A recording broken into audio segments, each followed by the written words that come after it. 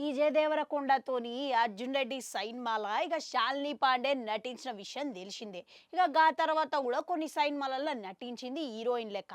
ఇక మహానటి సైన్మాలో కూడా మంచి పాత్రల సమంత పక్కన నటించింది. ఇక మంచిగా సక్సెస్ కూడా అందుకున్నది. ఇక బాలీవుడ్లో కూడా అడుగుపెట్టి ఆమె పెద్ద పెద్ద బడా హీరోల సరసన కూడా నటించింది. ఇక ఆమె రణ్వీర్ సింగ్ తోని కూడా ఓ చిత్రంలో నటించిన సంగతి తెలిసిందే.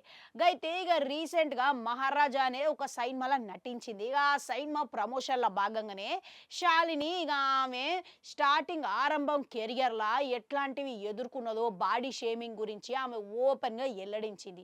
అయితే నేను కెరియర్ ఆరంభంలో బాడీ షేమింగ్ అనేది చాలా ఎదుర్కొన్నా అని ఈమె చెప్పుకొచ్చిందంట.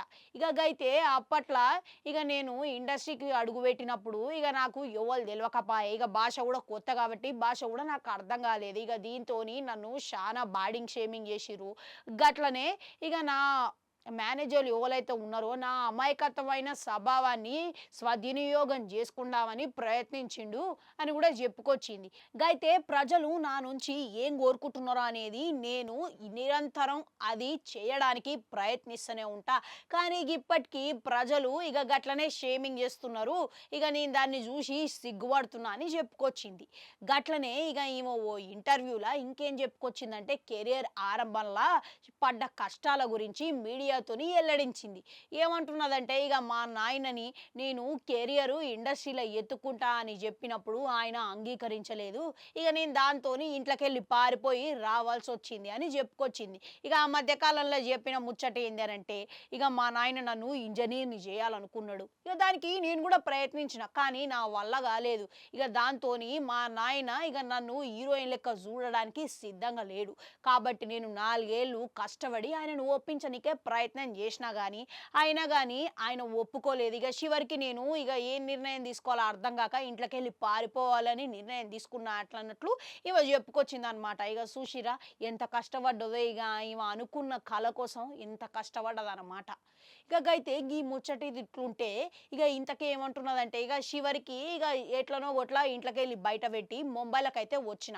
ఇక ముంబైలో ఎవరు తెలియకపాయే. ఇక నాకున్న తెలిసిన ఇద్దరు స్నేహితులు కూడా నగరంలో ఉన్నప్పటికీ కొన్ని కారణాల వల్ల ఇక నేను వాళ్ళ దగ్గర ఉండలేకపోయినా అని చెప్పుకొచ్చింది.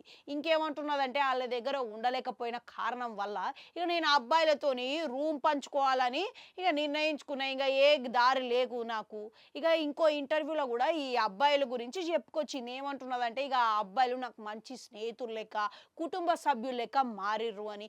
ఇప్పటికీ నేను హీరోయిన్ అయినా సరే కానీ వాళ్ళు నాకు మంచి స్నేహితులని భావిస్తున్నా అని చెప్పుకొచ్చింది అనమాట. ఇక చూసిర్రా ఈ ఎవరు మంచి స్నేహితులు అనేదని ఎవరికి తెలియదు. గట్లనే ఇక ఇది మొత్తం విన్న తర్వాత మీకేమనిపిస్తుంది, మీరేం అర్థం చేసుకోవాలని అంటే ఇక ఒకరు వాళ్ళ కళల కోసం ఎంతో కష్టపడి ఇక ఎన్నెన్నో ఎదుర్కొని ఈడిదాకా వచ్చిరనంటే వాళ్ళ సంకల్పమే దానికి కారణం. కనుక వాళ్ళని పొగడకపోయినా అవసరం లేదు కానీ గిట్లా ఇక అవమానించకూడదు. వాళ్ళని ఎల్లప్పుడూ గౌరవించాలి. ఇక ఒకరు అంత కష్టపడి మన కోసం మనకి ఎంటర్టైన్మెంట్ ఇవ్వడం కోసం చేస్తున్నారంటే మనం గిట్లా వాళ్ళకి నేను చూస్తున్నాం కాబట్టి ఇక వాళ్ళు ఏడికెళ్ళి వచ్చిర్రు అనేది చూసిర్రా.